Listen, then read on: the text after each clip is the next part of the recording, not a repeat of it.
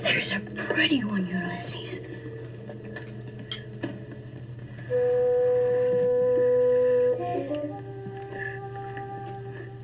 There it is. Hello, BookTube. I'm Shawn Breeze Books. Welcome back to my channel and part two of my annual collaboration with the wonderful Alberta writer and reader, Barb Howard, joining us from Calgary. This is our third year of reading novellas together, and so we assign them to each other earlier in the year, and then we come back towards the end of the year to report back. And this year, I'm going to take a breath here and say, welcome back, Barb. Hi, Shawn. Happy to be here. Editing Shawn here. Well, it's not a time-sensitive project particularly, but this is the first year I haven't managed to get the part two of Barb Howard's and my novella reading project edited and posted by the end of the year. So here it is at the end of January. It was recorded on November 14th, 2025, and I will try to do better in 2026. Not making any promises. Please enjoy.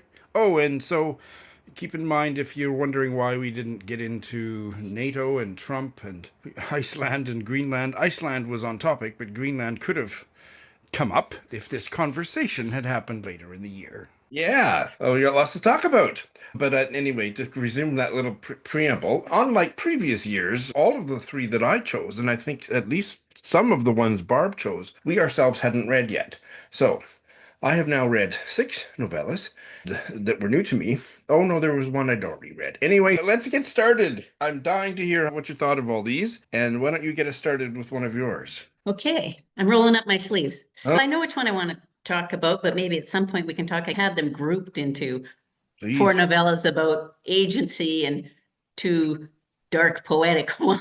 Okay. They're like 2 of these were like the other 4. But I thought, or I'm thinking right at this moment, maybe start with Galatea, because when I brought it up first, I had just ordered it from a bookstore on recommendations. And when I got it, I thought, oh, I don't think that's even a novella.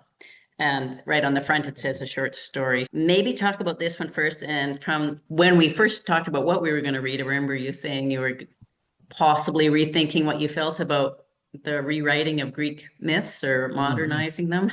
And maybe it wasn't your cup of tea. So I guess that would be a question I have off the start, but I would say I found somewhere that this was 7,500 words. And for me, that's a short story. The more we get into this project, the less important the genre part becomes for me. I'm just enjoying doing the readings, and the short books are great. They have their own special quality. Yeah, 56 pages with big, wide margins. 56 pages, which includes an afterword also to tell us what it's about, which maybe that wasn't an afterword we needed. I guess I'll let you talk about the story, but one more thing I'd say about the form. Wouldn't it be great in Canada to have someone who published hardcover short stories, like nice chapbooks? As much as it's not a novella, wow, I'd love to have one of my short stories published like this. There are some artisanal kind of presses that do it, but gosh, this just feels great, looks great, nice gift for someone in terms of form. Yeah. You pay almost the same price as it would be if it was 300-page novel. But no, I agree. It is a gorgeous physical object. Surprisingly, I really thought this was very fine. I would say I loved it. This was a 5-star read for me. And so in terms of my allergy to myth retellings, it helped me with that. And I have to say that even though the myth part of it didn't bother me, it was the part of the story that I cared about the least. I just thought it was brilliantly written, and the character work and the whole story, I was deeply engaged with it, shockingly so. Yeah, the myth is, I would agree, the least engaging part. I don't know how common the myth is. Pygmalion is the sculptor, and he sculpts a beautiful woman and then brings her to life. And then when she's alive, she's understandably not enjoying life with him or the ways that he'd like her to be. But I did come to it also knowing, okay, in this, the woman who's been sculpted, who's alive now, Galatea, like before I read the first page, I know, okay, she's going to have some oomph. This is going to be a woman's story, and she's going to have more agency than a statue. So also that wasn't surprising for me, but I think it was well done in the book. It was because she is being basically held captive by her husband, and there was a daughter. I'm worried that some of these I read a few weeks ago or a few months ago that I I know. think are going to be fuzzy. But my memory is that I know she has a daughter, and I think that was just another sculpt that her husband or whatever sculpted the daughter out of clay, but it is her daughter. Remind me, how did that part work? Tell me about the birds and the Does bees in this story, Barb. Oh yeah, yeah. The science in it doesn't hold. She has a human daughter that I guess she Oh, gave birth to from the first time they had sex, or she was forced to have oh, sex. But there's also at the end a sculpted daughter, or oh, a that's sculpted young woman. Yeah.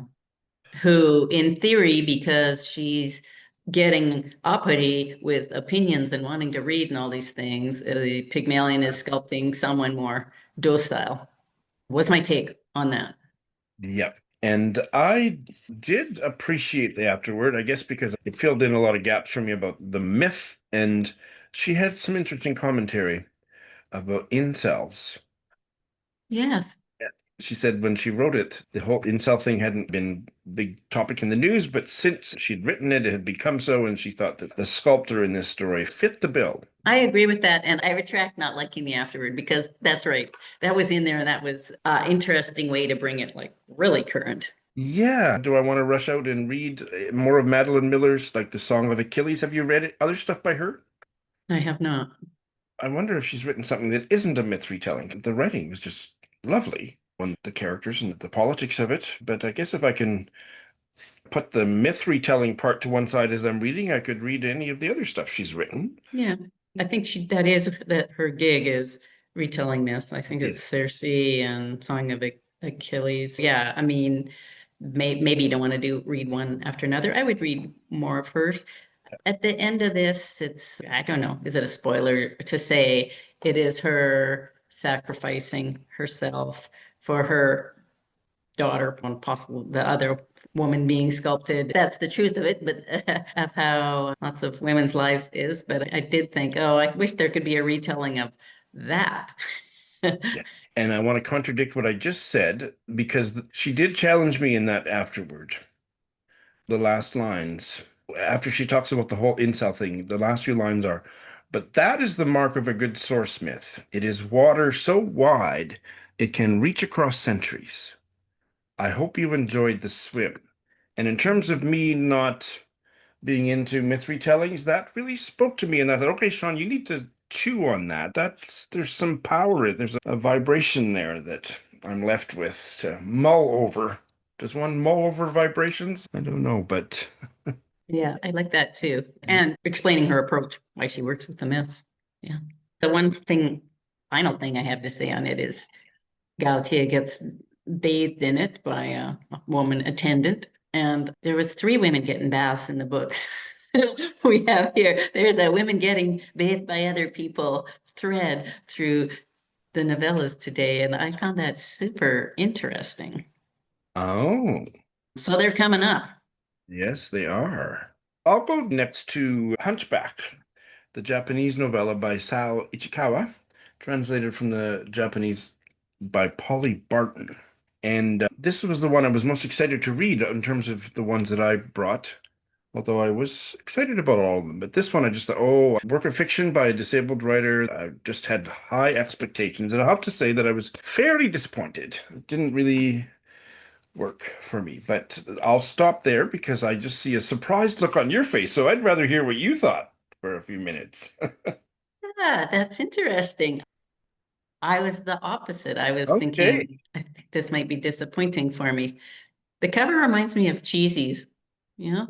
Let's just say that. I had some trouble, but by the end I could see that it was a figure. I know when we first met, I talked about it, but all I I was kept cheesy. and that's so outrageously not the story. Yeah, I have questions about it, but I thought it was fresh, different style of writing. I thought it did a great job of being funny. What's it say on the front? Somebody funny, unflinching, and merciless or something. That was a reviewer. But when I started reading it, I was completely thrown off by the initial sex scene that the Yeah. narrator is writing. And I think her name is Shaka. And when I was reading it, I thought it was the actual book. And I thought, this is awful. This is the worst scene. They had that contest. Is it the worst sex scenes in writing? And I thought, this is a winner. But then you find out that it's this woman writing it who has a disability and she hasn't had sex, but she makes money by writing porn. And then I was like, so is that why? Is it purposely bad or was it just bad? And same with other sex scenes in the book. I never could get a hold of that. And I decided to go with it's purposely bad. Yeah, I think anything that if you're writing pornography that is designed to engorge the male sexual imagination, it's by definition not great writing, I would say. But yeah, she's a pornographer and she is a virgin. I think she's probably in her late 30s, maybe. Yeah. I am terrible with keeping track of how old characters are, just like I am with the people in my life. But like the author, she has congenital myopathy and uses a ventilator and an electric wheelchair. But yes, that was a jarring opening because we go right into this smut scene, and then we see the protagonist closing the Word document or whatever, and see her situated in the place where she lives. What do you call those? Is it independent living house, something like that? Yeah. That she owns. That she owns. So that was when you said she Yeah. makes her money. I thought, yeah, she doesn't need to make money because she's had this big inheritance from her parents and she owns the independent living housing place that she lives in. So she's the boss of it in a certain way. And there's attendants that help the residents with various things that they need help with. And she's fascinating. She writes pornography. She has a big profile on Twitter and she is doing a master's degree, and I forget what. But so much of this was online, and I couldn't connect with it. Not because I'm pretty terminally online, but it didn't have the richness of a story that is not mostly online. And so that part just left me cold. And so her fantasy, which she tweets about, is that she knows that she couldn't bring a pregnancy to term just in terms of the way her body is shaped and her disability. But her fantasy is to get pregnant and have an abortion. That was fascinating, and that was not the problem I had with the book. What did you make of that part of it, Barb? So much of the story turns on the online aspect. Yes. So I agree. Maybe that's what made it seem super modern, though, too. Like, I don't know what this sound she writes about, but then she writes about how hard it is to write about using, say, a heart emoji as part of a word to describe a sexual sound or something like that. Was that working for me? Not really. But her detail in describing how the character, and I guess so also the author, their day-to-day life and doing things. And the one that will always stick with me is her trying to pick up this grape that falls to the floor. I found it really, I don't know if tangible is the right word, but just getting out of bed, going to the washroom, a lot of unabashed writing on certain things. So that was my favorite part of it, and quick humor that made me laugh. As a whole, I could see why maybe you were disappointed in. Well, and I don't want, maybe that wasn't the right word to use, disappointed. What I said on my Friday reads when I wrapped this one up, and I feel this way more than disappointed, I appreciated it more than I liked it. The parts that you are holding up now, absolutely. The taking you right inside her life and the challenges that she has. One of them is just this ventilator, and she has such trouble with breathing, and her lungs get filled with mucus for various reasons, one of which is pretty central to the unfolding of what little plot there is here, and we'll let the readers discover that for themselves. It's just so vividly described. Yeah, I left feeling that the writer and the character treated with both dignity and as a sexual being, and that's, yeah, that kind of writing can move a lot of mountains, I think. But also, when I finished it, I thought, what happened? I did go online and Google what happened there. And then when I looked at it more recently and skimmed it, I think I got what's going on. But at the time, when I was quite immersed in the story, I didn't have a clue. And then a lot of discussion online is that's the point. But I'm like, that's not the point. Not knowing is different than being confused. This brother character comes in too late. But that's a standard thing in a debut novel to have a character come in all of a sudden being of more importance. But a wrapping that didn't really fit at the end is how I felt. Yes. I have a subscriber who has a genetic muscle disease. She is disabled. She put a comment on one of my videos about it.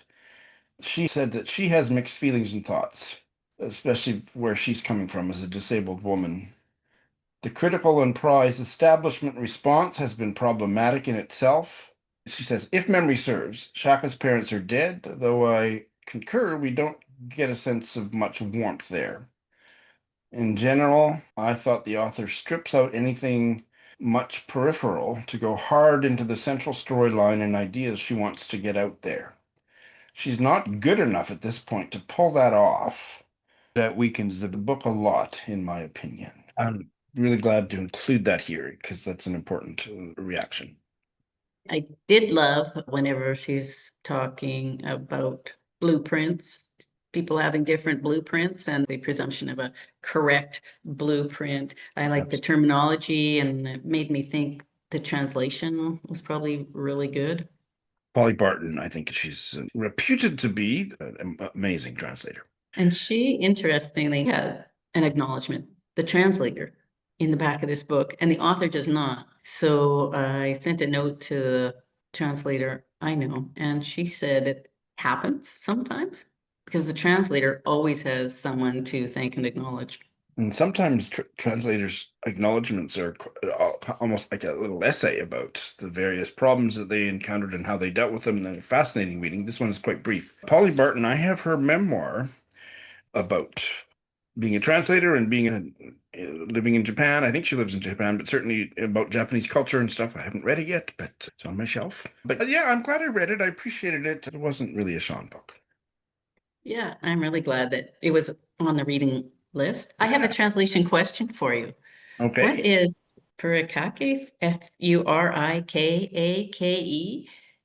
She wants people to get for her, or is it? Oh. I assumed it was some kind of something to eat. Yes, it's a food thing. Let's see, I'll look it up. It's a part of Japanese cuisine that I'm not interested in, so I'm going to look it up to make sure that it's like a topping, a seasoning. Oh, okay. Yeah, it's on page 72, and she wants someone to get her that. And I Typically think the made- translator was right to leave the word in, but then I'm like, Yeah. what is this that this person wants? And during COVID, we forgot to mention that this is all during COVID too. Maybe too many things being tackled at once. It's a dry Japanese condiment, and you sprinkle it on top of cooked rice, or you can actually use it as an ingredient in other things. A mixture of dried fish, freeze-dried eggs, sesame seeds, seaweed, salt, sugar, various varieties. And I don't mind it on my rice, but I'd rather have plain old rice with soy sauce. Thank you very much. My husband, my Japanese husband, Kenji, loves it. Interesting. So now we both know. I'd forgotten that was in there.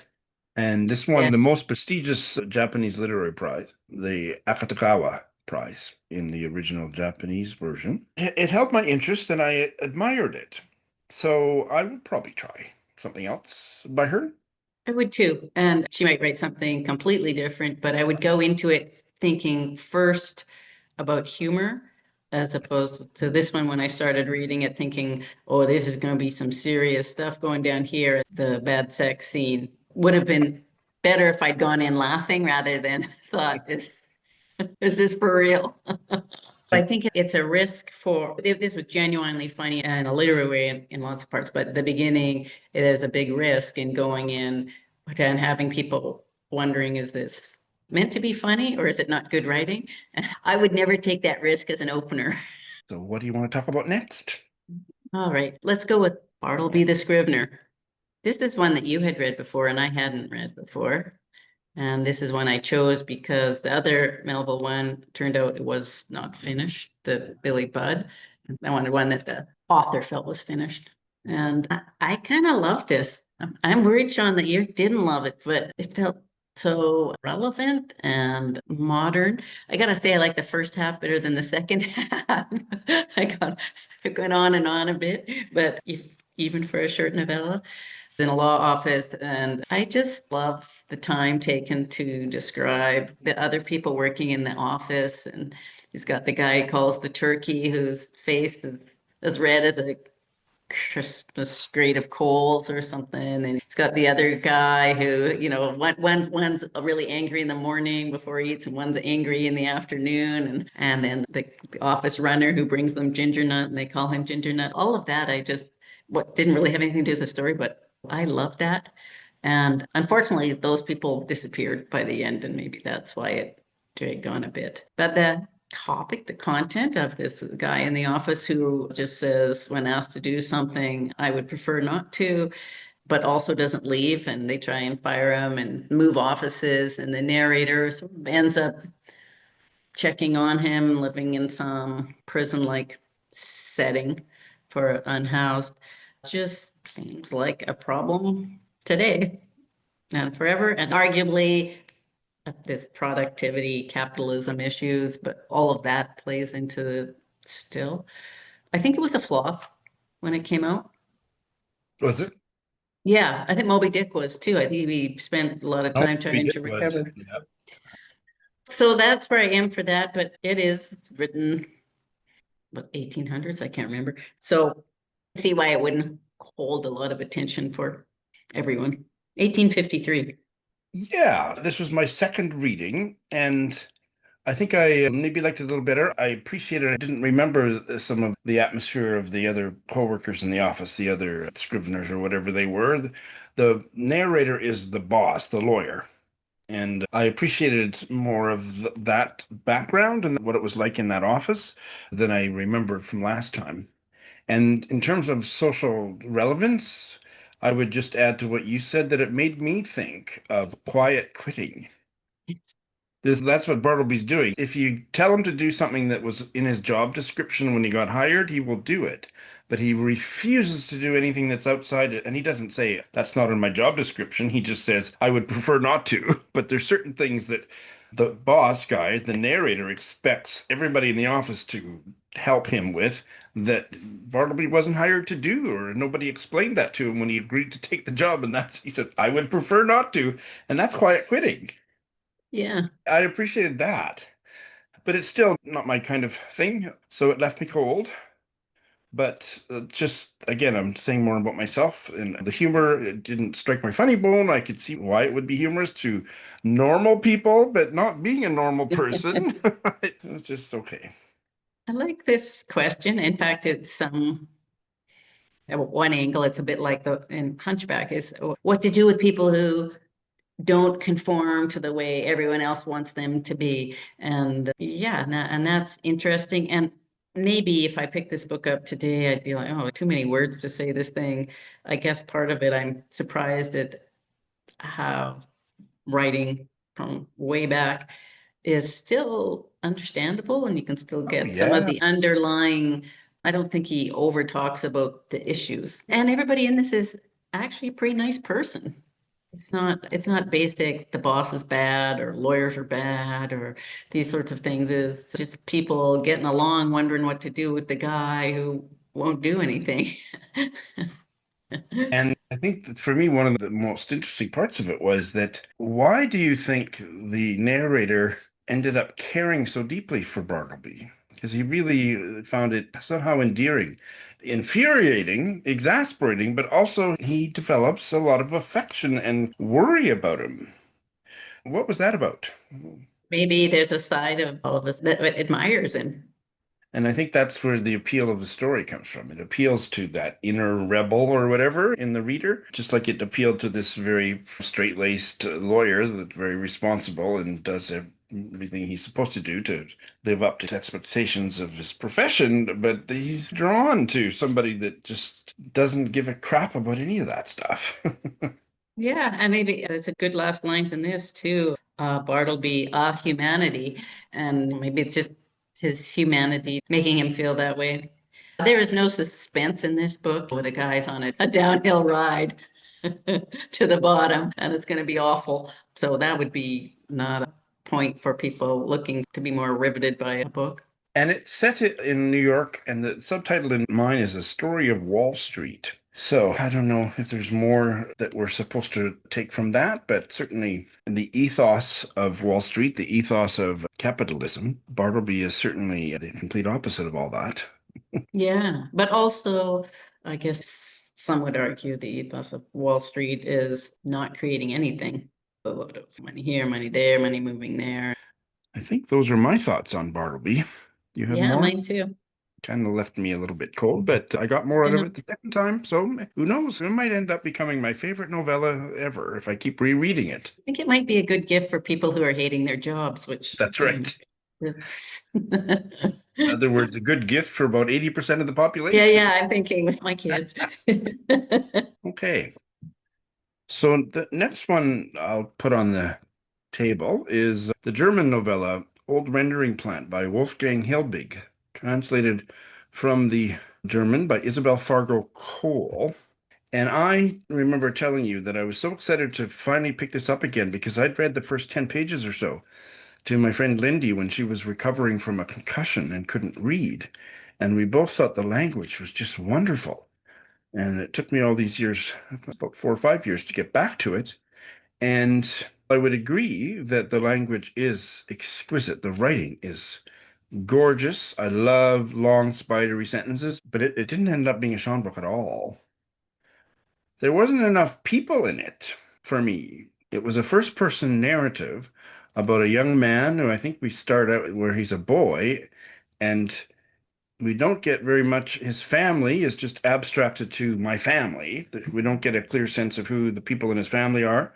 We don't really get a clear sense of who he is. The novel was so difficult to get a hold of in certain ways that I'm not sure if I'm reading too much from the author's biography or whatever, but it seemed he and his family were somehow ostracized, and I assumed it was because, and maybe there was even outright evidence that they were not full-blooded Germans, that they were some other ethnicity, which Wolfgang Hilbig was, I believe. I've forgotten, Polish, I think his family was in Germany.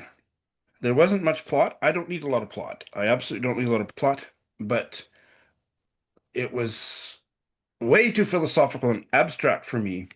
And so I tried to sail through on the lovely sentences and the vibe of it, but I needed more people. It wasn't people-y enough for me, Barb. I wish I'd thought of that there wasn't enough people. Yeah.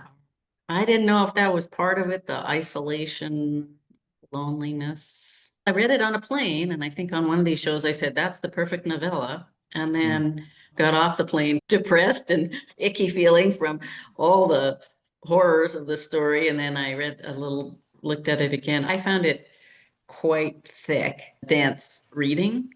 And then I was thinking, am I out of practice? It seemed like a book that if I took in an English class at university, I would love. Or if I got to write a paper on it, I would love. But otherwise, I found it quite difficult to Oh, to absolutely. carry on. And it seems to be having a comeback. I've seen it in two bookstores, front and center. You So have. yes, as staff picks, and I thought getting dumber or getting less patient or something like that. It was.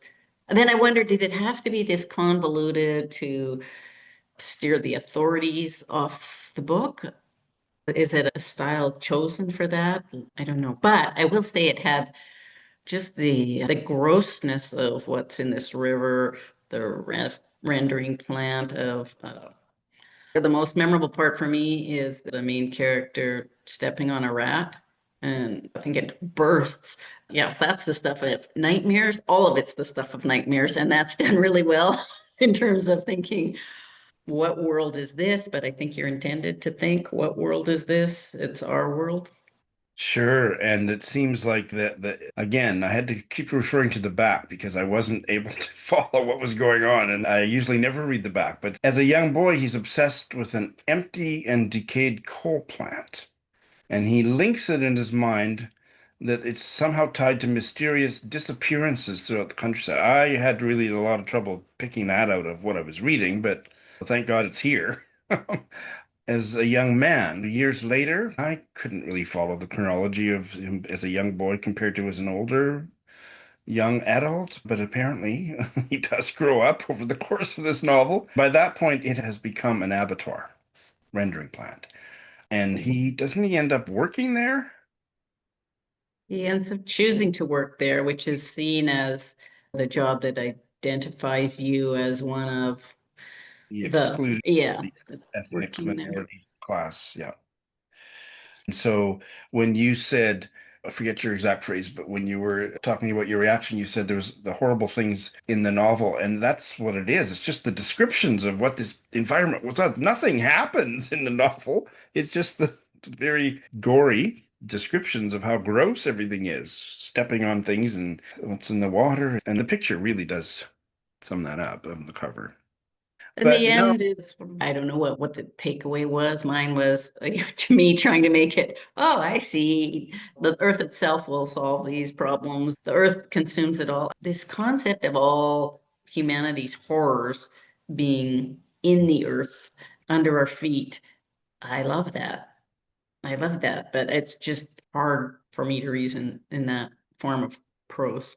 I'm gonna go off sideways here for a minute because Wolfgang Hilbig's ex-wife is a writer, and she is a German writer of Ukrainian heritage. And I read her memoir that came out in English a couple of years ago.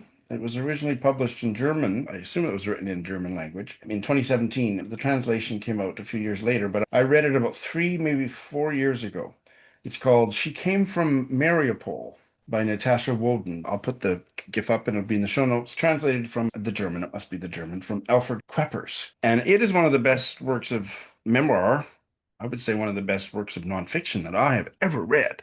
Who cares about Wolfgang Hilbig, his ex-wife? It's a memoir about her mother, who came from Mariupol, and the Ukrainian family, some of them, including the mother, ended up becoming, I think the most accurate term would be slave labor in Nazi Germany. Like they were captured and brought to build whatever in Germany. The author doesn't really know much more about, she knows some more about her mother and father, but this memoir traces her genealogical research and what she uncovers and how she uncovers it.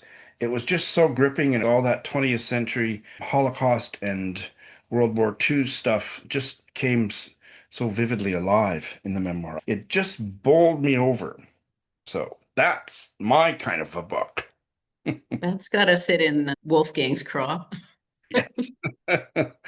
So, I think before one of our other annual novella talks, we agreed that we weren't big on dreams in hmm, novels. That wasn't just me, that was both of us, wasn't it? was And I've kind then, of covered from that a little bit on yeah, how they're in. well, you'll have to lead the way for me, but this has dreams, but then also the non-dream is dreamy, which is intended for the dark vibe.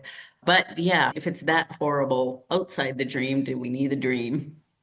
Very true. Yeah, and that's how I first heard this. Fiction is already a dream. Don't put a dream inside a dream. I like that. Yeah. Yeah. But I have now read books that had dreams in them that worked. Yeah. And I have to admit that I grasped so little of this, other than at the sentence level, that I don't remember any dreams in it. Just saw it in my notes and I had dreams, blah. And I'm like, I guess there must have been some dream. If I read it again, I will be having some bad dreams. It succeeded in tone. You did. Very good. That's what I have to say about that one. Okay, so we'll move on to the other dark one. Maybe Yeah. the Prowler. I've managed to track down So the exact same edition. I had read this 45 years ago, and I'm glad I got to read it again. In some ways, it sat with me like the old rendering plant, and they're both styles that I'm not usually reading. And this was a lot on postmodernism of a kind. Maybe it's still the kind where they talk about the text is also talking and self-reflexive, and I said this, but did this happen? The text always has a point of view, these sorts of things in it. So for people who like that, Mm. This is the book to read. I think it's one of the best of that form, but it also means you're reading all these amazing scenes and then pulled out and reminded this is just one person's view, or maybe this isn't how this happened, that sort of thing. I don't know that it's for every reader, and I think I probably did read it in a university class, and that's probably why I liked it. Had some more explanations, but I think it succeeds like the old rendering plant in tone and feeling. And for me, it was more clear than the old rendering plant and more instructive on the specific scene that she's drawing on and world consequences and world events. In Iceland is where it's mostly taking place. Like the old rendering plant, it also starts from a kid's point of view. So I saw them as you could do a compare and Yeah. contrast on them. And as an adult, and for me, it was much more clear, but not clear in the sense of a traditional novel. All very good observations. And yeah, I like this so much more than the old rendering plant. I actually quite liked it. I wanted to reread it, and of course, I ran out of time, so I didn't reread it, but I probably will someday. Because with the old rendering plant, I thought a lot of it went over my head, whereas this one, some of it went over my head, and I wanted to reread it because I was engaged and invested enough that I thought, oh boy, this would really repay a rereading. But ultimately, just what you said, you get pulled out of the Icelandic childhood story with these pomo cones, like a Buddhist cone, like these things about narrative and text and stuff. And they were interesting, but I could have done without all of that and just had the story. But yet I appreciated them, but it's make two books. I didn't feel that any of that pomo stuff, as interesting as it was, as well expressed as it was, enriched my reading of the story that she was telling about her childhood and about her parents and illness and poverty. I didn't think it did anything for that. So I'm not much of a postmodernist, I have to say. That was my take as well. In terms of an experiment, it worked for me. Absolutely. It might just be where everybody is now looking to be immersed in a book, and you can't get immersed in this. But when you're pulled out and she is talking about the text of the story or the Prowler, I do find that interesting. The Prowler is a writer prowling through their past and prowling through things and picking them up and using. There's an actual Prowler in the book as well. Lots of Prowlers, actually. Britain prowling at Iceland or Americans taking over Iceland and becoming the Prowlers on children and young girls there. The whole Prowler idea I love too. There was a line in there about the text prowling what you're writing, and the text doesn't lie or doesn't like lies. And I thought, and as a writer, when something's not working, it's dishonest often. Memoir, you can see when memoirs sometimes don't work. Somehow everybody knows they're dishonest, but something in the writing is saying that back. I like that a lot. But yeah, I would choose who I would recommend this to. Oh, for sure. I'd like to read one of those pomo things. So these are all numbered sections. How many do we have in total? About 160 some exactly? 67. I'm going to read 105, and this is one of these pomo things because they're wonderfully written and very thought-provoking. So here's one. That is an area where there is a cessation of stories. If death is another play after the one about life, it must, like all good plays, have rehearsals. The consciousness rehearses an existence without stories. It is in the nature of writing to contain a note of defiance, to confront its opposite, to stare it down, to make a certain claim for life. It is also a confrontation that looks in, for what is being defied is located inside writing, a form of Cold War, where the ink that is directed into patterns is carefully watched so it will not spill over and spread out uncontrolled. Beautiful sounds brilliant, but what? Tell me what it means, Barb. No idea. And I like that she's talking about the Cold War in it, and the Cold War is in the story. But that one, no idea. But just to me, it's like a cone. It's okay. I don't know what it means. It makes my brain hurt in an interesting way, but beyond that, I'll pass it on to bigger brains than mine to figure out what the meaning is.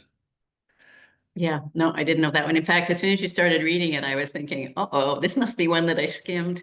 I Well, think I might have skimmed a few things. I'm sure I did What too. will stick with me on this is there's a lot of things I didn't know about Iceland, and That's they're right. starving during the war, but all over, but they don't eat mussels. I could have stood Oh, that's 5 pages right. on that. Like, why not? What do they Yes. now? I was some of those details were, and they were sleeping outside, the character and her sister, and I'd be like, how are they doing that? Are they just in the field? Yeah, some things I just, because of this sparse form, I could have read more and more about each scene that had to do with the character. Yeah, absolutely. Yeah, That's a good point. And I was really interested in the parents. Now, again, it's been a couple months or more since I read it, but my memory was that the mother was Danish. yeah. And so they go back to visit the Danish grandparents or grandmother. And there's some scenes of that. And wasn't the father, or have I got it reversed? But one of the parents was Danish, and the other one it seemed to come from, or his parents or somebody came from Hungary.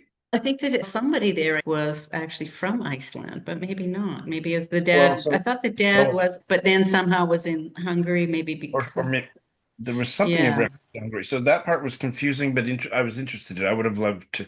I don't need all those things explained to me, but some more detail about it would have been nice. But it was tantalizing. Yeah, I know I don't understand a book when I'm looking up what is it about. And all the descriptions, I think they're just cut out of something from the publisher from years ago, but they all call it a psychological thriller. I And didn't get that I didn't get that at at all. all. I got it as a coming of age when you're from Iceland and have grown up in part during World War II story. I guess it could be both, but there was nothing thrilling in it. It wasn't that kind No, of book for me. not at all. No, she was born in 1948. I can't do the math, but she's still very much with us, and she is a Renaissance woman in the sense that she's written novels, short stories, poetry, nonfiction, and also she is a visual artist of some kind. And I don't think she's written her last work of fiction was 21 years ago, short stories. Her last novel was farther back than that, 1998. So she does a whole bunch of different things. It's great. And this book, I feel, has some renewed possible connections or reading worthiness in terms of colonization and the way she talks about the colonizers, the way she treats them as the prowlers. I think if I read it again, I would look at it with my eye to that topic and say it's prescient, the way we talk about Colonized colonizers and today. colonization now. Now, this is out of print, but I believe there is an omnibus edition of all of her novellas that has recently been published, like maybe in the last 10 years. So you can get it that way. I'll do the research and put the cover up, and it'll be in the show notes. But as a standalone, this was a little difficult and fun to track down. I don't know if I have much else to say about it. I don't. Enigmatic, and I'm glad I read it. Absolutely. I didn't enjoy Old Rendering Plant. I did enjoy this. I think some of it went woof right over my head. So, my last one, and the last one for our discussion is Cheri by Joanne Beard. And this is a novella that is externally nonfiction, but internally fiction. So it's based on an acquaintance, not a close friend, but an acquaintance of the author's who died of cancer fairly young.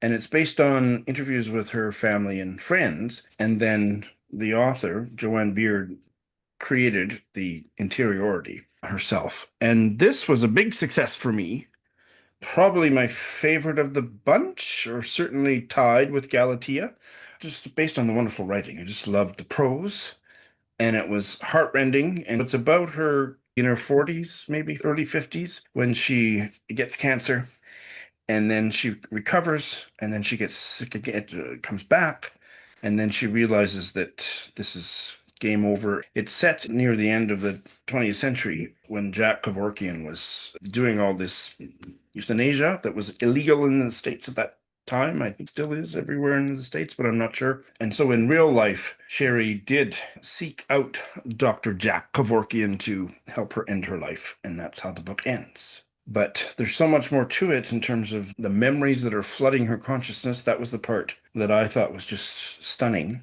And just the rendering of consciousness, and at the very last pages, the end of consciousness was just incredible. What did you think?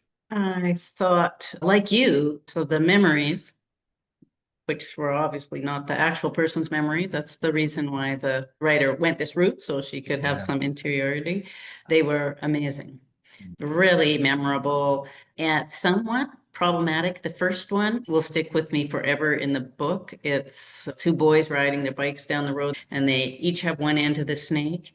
And I was like, oh my God, this is going to be the best book I've ever read in my life. The way that was described, and it's Cheri remembering that from her childhood.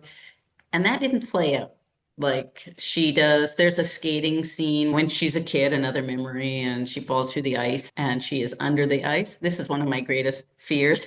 I think Alistair MacLeod has a story that starts with that, terrifying. And she does come back to use that one at the end. But yeah, I felt the snake was a red herring.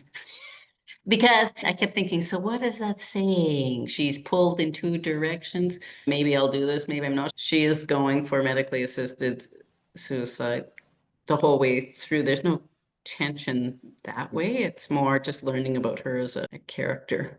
But also, there was one line in the book where she just looks around and says, this is so unfair, kind of like a whiny thing. And it was great.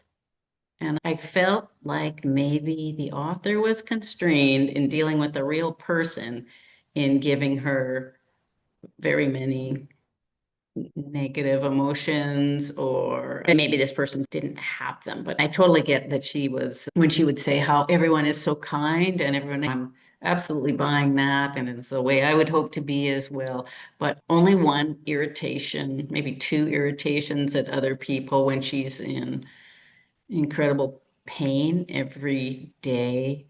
That part didn't ring true. I don't know if we needed it at all, but I would have liked to read a nonfiction version of this. In this version, we know where they're going and they're going to get there, but gosh, it makes you thankful things have changed for me. Anyhow, we have better ways of doing that than going to some hotel room and that doesn't turn out. Those details of how Kevorkian was running thing is very interesting. Fascinating, and so again, vividly described. No, I'll have to think about that because I thought some of the emotional reactions came out in other ways. You see the emotions in the characters, you see them crying or how stressed the daughters are and what they do sometimes distract themselves or whatever. And so there's a lot of emotion in it, but you're right, we're not privy to much or any. I'd have to think about that, but of Cheri's grief and rage and stuff, not directly. And maybe that's not, maybe this book is not the place for it too, but the author would have known of the family and of the other people. It's a tricky job to take on what she did. Yeah, there may be things that she's imagining anyhow, but that she maybe thought of and then thought, why, how would you not as an author think, what do I need to put in that scene that I imagined? Why don't we leave that out? Yeah. And I don't know anything about Joanne Beard. My experience of this book makes me want to read more by her in the fullness of time, absolutely. But what is it about her that she would take on this kind of a writing project? Like, why didn't she just write about a fictional character who was dying? Why did she? Because it wasn't like her best friend or anything. It was somebody she didn't know that well. Why take the external details of a situation about somebody you didn't perhaps care much about or love, and then use that as the basis and fill in the interiority out of your own fictional creativity? What drew her to that? It's a weird structure for a book. I can't think of, there must be other examples. Can you think of any? No, I would think most writers would do it the way that you said, so they're Hmm. not hamstrung by doing the right thing where family is involved. It's very common to use something that you hear about anecdotally or that you've experienced and then create an entire work of fiction based on the true story. But in this case, she went to a lot of effort to actually get all the external details right. I think she used the names of the kids and the names of the friends and all the details of this and that, and then to fill it in with the consciousness that was created out of her own, like I say, creativity. It's very unusual. Yeah. And I mean, I don't know that this would play into her decision or anything, but certainly I think she's also a journalist. But also I think it helps sales. Yeah, The old based on a true story. I had one, I got hung up. The character buys a dog. right. And I kept thinking, so that would be an area where I would have liked to know the reasoning. If we're getting her interior anyhow, why get a dog? Oh, that's interesting because that made Oh, perfect sense to me. That would just yeah. be a comfort or something to, and in fact, I know of cases of people that were dying that they got a pet near the end of their life. Oh, interesting. I know people whose biggest concern as they're dying is the pet That, and well, how that, the pet, and on almost every case, they're trying to rehome their pet yeah. immediately as soon as they know that they're terminally ill so that the pet doesn't have to struggle and so that they feel better that the pet is taken care of. Yeah, no, those are all really interesting things about this. Yeah. So I guess, did you feel like you knew the character? That's a great question. I would say not completely, but enough that it worked for me. Was it for you? Did you feel, I think that's how I felt enough. And because the images and the scenes, the all memories that were stuff? so good. Went on Goodreads, and a lot of people were saying how they cried all through the book, and I did not. And I Oh no, I mean, that would did not. surprise you. And I'm a cold-hearted woman to begin with, but I didn't feel like I was losing someone. And mostly I just felt grateful that there was Dr. Kevorkian. So maybe that's what we were meant to think. Yeah, I was moved by the very ending, that trip across the country. I forget how many states they had to cross to get to where the doctor was, but all that was just painful to read, and I thought it was extremely well done. Me too. The death scene itself, but no, I'm a heartless man, so I didn't cry, but I was very moved by that part. Yeah. And I was moved by the characters' stoicism through that. That was, and all her friends. And I love that it's two daughters and a couple that she's friends with. Maybe that's why she chose to go with her story. It was just so nice that it's that configuration. Yes. And I found the descriptions of the daughter, and I've already mentioned this, but they would take a night off and go out into a nightclub and smoke their brains out, and all those things that were moving to me Me and too. filled in their characters well. Do you think that the length served the story? Would it have been more something or other if it had been novel length? Yeah, that's good. I thought the length was right. I think so. Yeah. It gestured toward her past pre-diagnosis in a way that, oh, there's a lot of story there. She lived quite an unconventional life in some ways, but I didn't feel like I needed more of that. It individualized her for the things that she went through upon being diagnosed. But no, I think it worked very well. It's not the best book I've ever read, but I thought it was very effective. They had the with the daughters, and back to my women being bathed. One of the daughters gives the Yeah, mom a bath, and I didn't think that was the best bath scene in the novellas we're talking about today. For me personally, that was touching. I've had to do that with parents absolutely. and grandparents, and it is this reversal. You're the one being cared for. Yeah, I thought that was a great memory or scene to put in there, and whether she got that from talking to a daughter or something, I don't know.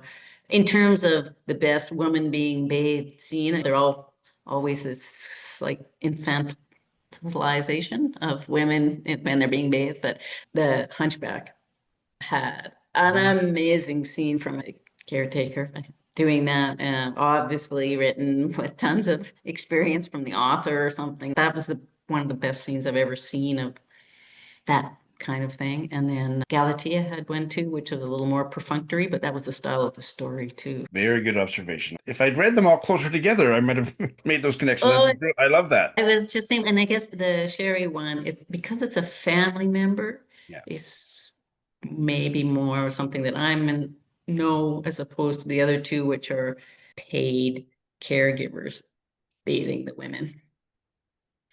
We started talking about this in terms of the memories that Cheri herself is confused. Why am I remembering this? Why is this particular memory come up? And just a few lines about that from about somewhere in the middle of it. And of course, nobody truly understands, but she can't see how it would matter if they did. The sandbags, the diminished lung capacity, the clangorous pain. It's all so intensely personal and claustrophobic. The heightening present mixed up with the banal past. This morning she nearly swooned from the vertiginous sight of her old maple dresser, rising and falling, a pistoning bedpost, and the striped, shirted body of her brother Shawn, flinging himself up and down as they jumped on her bed. I think that kind of captured some of the way that the story is being told. Great writing. Isn't Do you it? think if we read this story in 1970, we would feel different about it? Or do you think we would both be like, it didn't feel like news that somebody's looking for medically assisted suicide? And we probably both know people who have taken that route Yeah. now. Whereas they're keeping this secret in the story, and that whole element is So they could be arrested. of Yeah. interest. And I just wonder personally if you or if I reading it 25 years ago or whatever, 50 years ago. That is a great question. I'm old enough to remember when Dr. Jack Kevorkian was in the news so much, kept getting arrested and going into hiding. I had forgotten that he did end up spending 7 or 8 years in prison for this. So I don't even know what the status is. Is it a state by state thing? Like we have in Canada since the Justin Trudeau era, made medically assisted something. I think actually, and we don't need to get into a big discussion about it, I think it needs to be tightened up a little bit, the criteria for when it's allowable. Anecdotally, I heard of one man who became homeless and he applied for MAID and it was granted. I thought, no, we're not going to be solving homelessness by allowing them to end their lives. No, but in the main, I think it's a positive development. So I don't know that I've answered your question. I think it would be a different reading experience if we weren't now, what, maybe 10 years into it being routinely available to Canadians. I wonder if I was reading this book, if it was written decades ago, if I think I might not even know what she was talking about. Like it would have been, what's she doing? What's she planning? Kind of. I don't think it would have occurred to me that she was going to see him. Yeah. And in a Changing way, times. you could almost flip that around. A younger reader who wasn't old enough to know anything about Jack Kevorkian could be confused by what this is all about. Yeah. Yeah. Be like, why does she have to go to him? Yeah. Or this route? Yeah. Anyhow, so well, obviously it's a good book to end on because it's in many ways the one I related to the most Yes. personally. Me too. And if this doesn't work, I'll just edit it out. But I think one of the reasons that I marked this in the Prowler, the one I read out, the first paragraph of that section, that is an area where there is a cessation of stories. If death is another play after the one about life, it must, like all good plays, have rehearsals. The consciousness rehearses an existence without stories. Kind of vibrates with the story here somehow, doesn't it? Yeah, thinking about death and planning, rehearsing death. And the consciousness the author imparts to this character that is based on a real life person, but she obviously the author couldn't know what she was thinking and feeling and giving her that consciousness. But they do, there is a vibration there, I think. Yeah, and I didn't see it, so I'm glad you brought it up. I don't know that I saw it until I went back and reviewed what I'd tabbed in the Prowler, and I thought, oh, yeah, there's something there. Interesting. Overall, was this a bit of a dud year in our project? Now that we've had this conversation, I actually don't think that way at all. But I don't know, there weren't very many that I really connected with. Cheri and Galatea, I would say unreservedly, they were Shawn books. I got quite a lot of the Prowler as well, and the other ones I could have pretty much done without.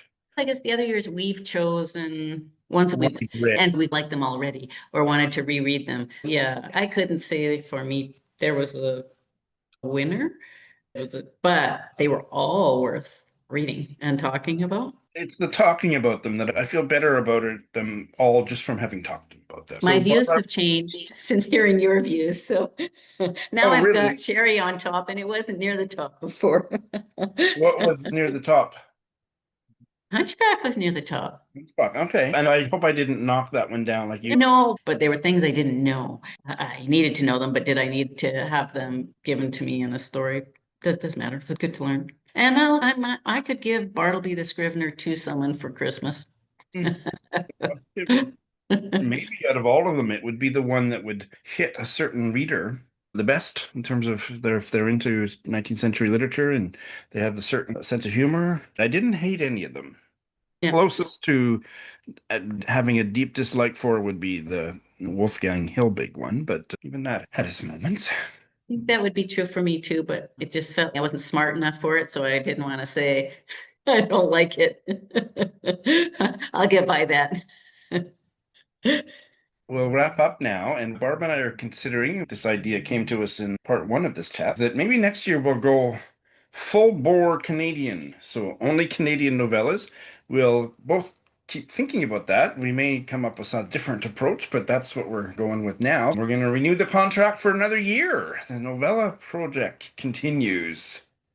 And Barb, and if you don't like this question, I won't include it, but when is your next book coming out? I wrote a letter to the press yesterday. My contract was said as soon as practicable, and I was concerned that would be 2028, but it means 2027, they're telling me right now. Hopefully Oh. spring. Seems a long ways away, but manuscript's 95% done, copy edits. I think I might get a surprise, but the copy editing to be done. And Oh. yes, I'm excited about that. It's a collection of short stories. Oh, lovely. Can't wait. Another great year. You have improved my feeling about the books I didn't necessarily care for and made me appreciate the ones that I did all the more deeply. Thanks, Barb. Feeling likewise. Thank you, Shawn.